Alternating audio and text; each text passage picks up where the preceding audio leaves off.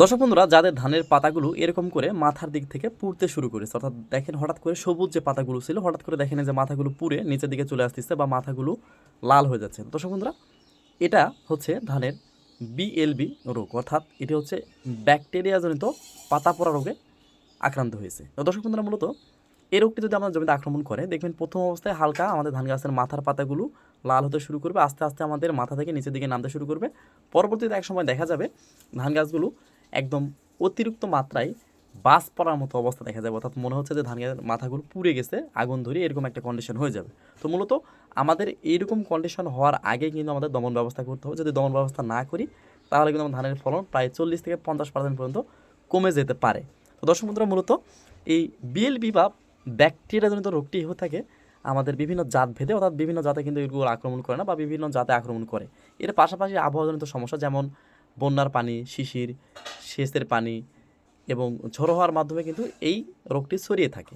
এছাড়াও দর্শক বন্ধুরা, একটি কথা হচ্ছে এই ব্যাকটেরিয়ার কোষগুলো একত্রিত হয়ে ভোরের দিকে হলুদ গুটিকা তৈরি করে এবং ওই গুটিকাগুলো পরবর্তীতে শিশিরের পানি বা হালকা বৃষ্টির পানিতে গলে এটা পাতার চারিদিকে ছড়িয়ে পড়ে এবং সেখান থেকে কিন্তু আস্তে আস্তে এই রোগটি চারিদিকে বিস্তার করে, অর্থাৎ পুরো জমিতে ছড়িয়ে যায় আস্তে আস্তে। তো মূলত দর্শক বন্ধুরা, এটা এমন একটা আমাদের সমস্যা, যদি আমরা এটাকে দমন করতে না পারি আমাদের কিন্তু একটা বিশাল বড় ক্ষতি হয়ে যাবে। তো দর্শক বন্ধুরা, মূলত যাদের এরকম সমস্যা হয়েছে জাস্ট একটা স্প্রে করবেন, আলহামদুলিল্লাহ যেখানে হয়েছে সেখানে ভালো হয়ে যাবে। তো বাংলাদেশ এবং ইন্ডিয়ার প্রত্যেকটি কৃষকের জন্য কিন্তু অত্যন্ত গুরুত্বপূর্ণ একটি ভিডিও।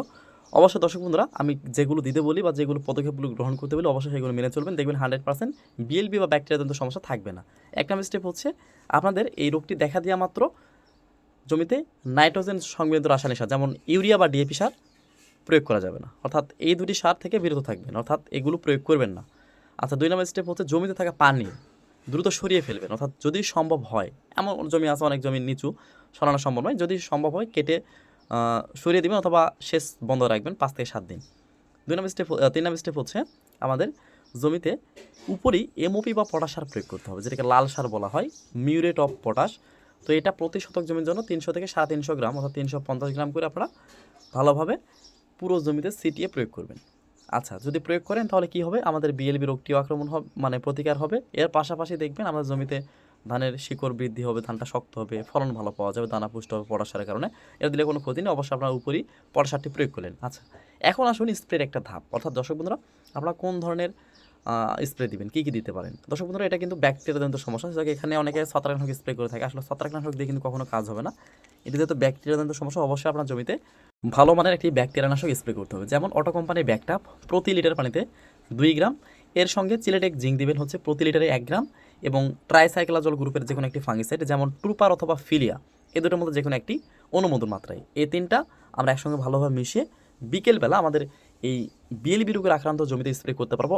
এবং এইটা আমরা কিন্তু যদি জমিতে আক্রমণ না করে মনে হচ্ছে সাইডে জমিতে আক্রমণ করেছে, এই মিশ্রণটি কিন্তু আমরা সাধারণ সকল জমিতে স্প্রে করতে পারবো বা এই পটাশ সারগুলো প্রয়োগ করতে পারবো আগাম ব্যবস্থা হিসাবে। তো দর্শক বন্ধুরা, আশা করি বুঝতে পেরেছেন কীভাবে বিএলবি রোগ দমন করবেন বা পাতা পোড়া বা মাথা পুড়ে যাওয়া বা ঝলসানো রোগ কীভাবে দমন করবেন 100% বুঝতে পেরেছেন। তো আজকে এই পর্যন্ত, দেখা হচ্ছে নতুন কোনো ভিডিওতে। সকলে ভালো থাকবেন, আল্লাহ হাফেজ।